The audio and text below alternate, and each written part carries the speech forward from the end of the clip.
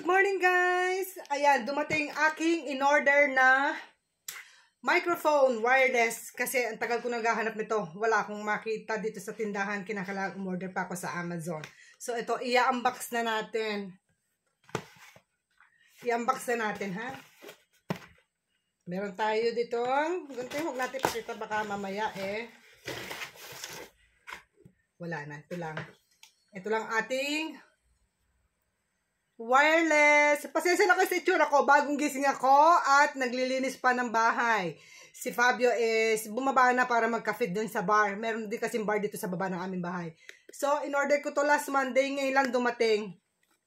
Check natin. Okay. Wow.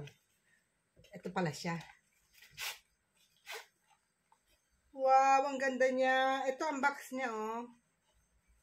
Hindi natin ipopromote dahil hindi naman siya sponsor, ha? In-order ko lang siya sa Amazon.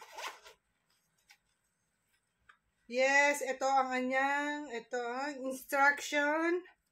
Ay, ito pala siya. Ang ganda niya, guys. Ito ang wireless microphone. Para kahit may distance or malayo, ikakabit ko lang ba siya dito? Pwede ako magsalita. Ang laki talaga ng eye bag ko, Lola. Ang beauty. Wala akong pakialam. Tapos, ito, ewan ko kung ano to. Ay, may foam. Tapos, ayun, doon lang din pala siya. Parang ano din siya. Parang din cellphone, doon mo siya i-charge. Yes, ito pa. Oh. Actually, nabili ko to ng 19 euro and 99 cents. Palagay mo ng 20 euro, may 1 cents pa. Hindi pa ni-round off as 20 euros.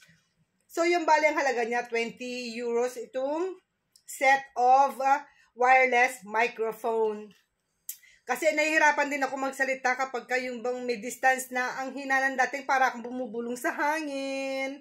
So, ayan. I hope guys nagustuhan yung ating wireless.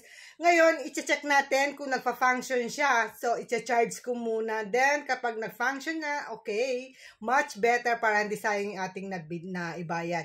Actually, kung meron naman siyang defect or defective, pwede naman siyang isole. I-reimburse ka naman ng Amazon. So, walang problema doon. Kaya lang, mas gusto ko sana mag-work siya kasi kailangan ko rin ng microphone.